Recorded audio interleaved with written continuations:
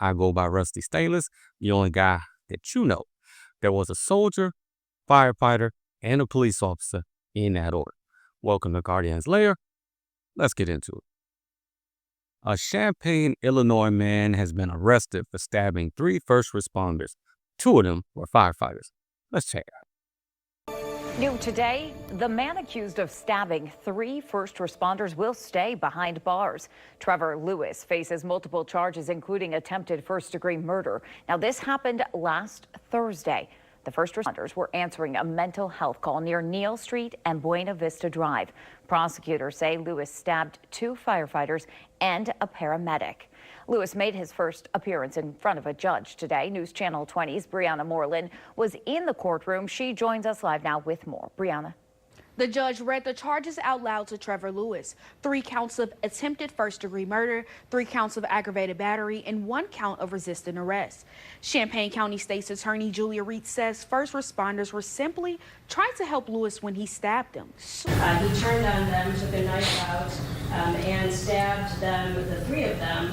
2 of them were able to deflect and avoid serious injury, although he was aiming for the temple and the chest.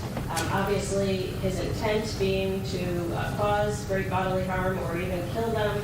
Lewis' public defender says he's been seeking mental health treatment, and he argued that once a psychological evaluation is completed, Lewis would be better served in inpatient care than in jail. Lewis is scheduled to return to court October 1st.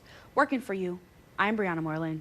Thanks, Brianna. Now, firefighters and paramedic, they are okay and have been released from the hospital. Coming up tonight on News Channel 20 at 6, first responders are now demanding better protection. Brianna is going to tell us how the Champaign Police Department is responding. Yeah, man. Hazards of the job. Being a firefighter is more than just putting out fires. They respond to medical emergencies more than they respond to fires. So, as a firefighter, do you run up on drug overdoses and gunshot victims and people experiencing a mental health crisis? Hell yeah. Every day, all day. Other than an incident happening on a fire scene, what happened to those guys in Illinois, that's about as bad of a day as a firefighter can have. But who is this nut that did this? Who is Trevor Lewis?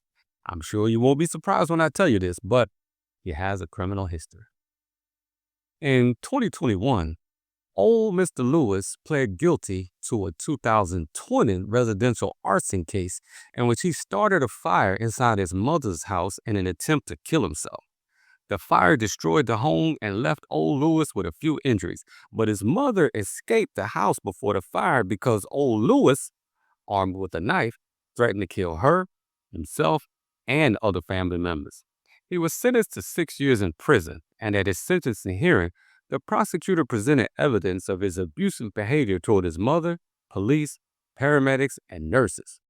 He said he didn't remember all of the details of the incident due to being intoxicated, and he apologized to the first responders for, quote, putting your lives and my community and my neighbors and my medical team in jeopardy. Those are his words. He also said, I want to be somebody in the community. I don't want to hurt anybody anymore. Well, this was back in 2021, so I guess he did the best he could, staying out of trouble for 4 years, but like they say, all good things must come to an end, and now he finds himself in jail again. As for the stabbing incident, let's check out what went down in court. Good evening, I'm Dawn Sterling. And I'm Stacey Skryzak. Thanks for joining us. The man accused of stabbing 3 first responders will stay behind bars. Trevor Lewis faces multiple charges, including attempted first-degree murder. In a Champaign County courtroom today, more than 30 firefighters filled the gallery waiting to hear the judge's decision. Firefighters are calling for statewide action to protect first responders as they do their jobs. So old Mr. Lewis knew he was having a mental health crisis and called for help on his own. Dare I say that he had one voice telling him to do the right thing and get some help, and another voice saying, I want to kill somebody today. Did he get the first responders there with the intention of trying to kill them, or was he genuinely looking for assistance and just couldn't help himself from listening to the bad voice? His lawyer is going to argue that he really was seeking help and prison ain't the place for him. I'm sure they'll put his ass in a puzzle factory and get him on some good meds to get him back right. But I already know how the cycle goes because I worked in the VA hospital. Once these guys end up in a psych ward and they're forced to take their meds, after a few weeks, they calm down and they get back to normal. But this is what typically happens. Once they're released and they get back to normal, they say, hey, I feel fine. I don't need these meds anymore. And after a couple weeks of not taking the meds, they spiral back out of control until they find themselves back in another psych ward somewhere. It's a cycle, and you see the same guys over and over again. If they don't have like a legal guardian or someone that forces them to stay on their meds, they'll fall back into psychosis. So when Mr. Lewis does avoid jail, which he probably will, and gets out of the puzzle factory, crazy house, psych ward, I have no doubt he'll find a way to bump into law enforcement again. And he might even find a way to get himself shot for acting crazy. As far as firefighters getting more police protection while on scene, I'm not sure that can happen. Let's check out what they're asking for. That's right. Our Brianna Moreland spoke with the Associated Firefighters of Illinois and the Champaign Fire Department about how the victims are doing, what they want to see next, and how they're going to move forward. Brianna? Firefighters from Champaign, Bloomington, and Urbana filled the courtroom gallery, saying they're one big family standing in support of the two injured firefighters who were both stabbed while on duty responding to a mental health call. Happy to say that they're both home right now. They're resting, they're healing, working through this process. And I think the important thing right now is that their families are there to support them and their fire families there to support them as well. Zach Tisch is the local 1260 president of the Champaign Fire Department. He says both firefighters are the best of the Champaign department. Chuck Sullivan, the president of the Associated Firefighters of Illinois, says this case shows why statewide action is needed. We want a statewide comprehensive plan that keeps our members as safe as possible, and that law enforcement needs to be there for sure. Tisch says the department is taking steps to prevent anything like this from happening again.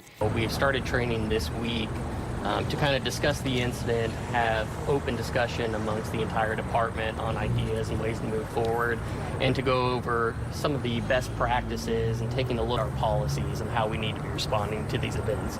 Even retired firefighters came out to show support.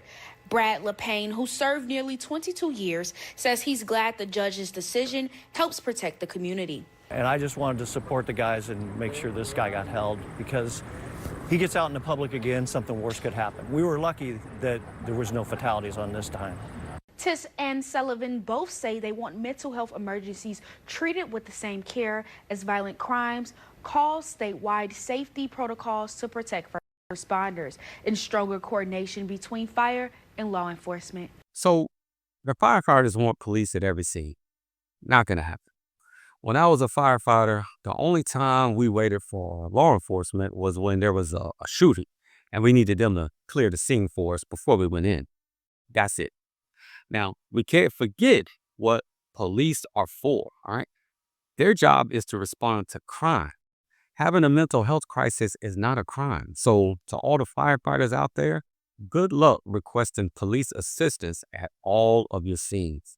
Now, if you're lucky to be in one of those cities that, isn't short on police, then sure, you can get some cops out there. But since the George Floyd thing, law enforcement across the country is shorthanded. Nobody wants to be a cop anymore. Firefighters asking police to come to every medical scene when there's police already out there that can't handle the crime that they have, it's not likely to happen. In a perfect world, we could all work together and help each other out 100% of the time. But in a perfect world, there wouldn't be any crime. No drug addicts. No mentally unstable people trying to kill firefighters for helping them. So we're not in a perfect world, are we?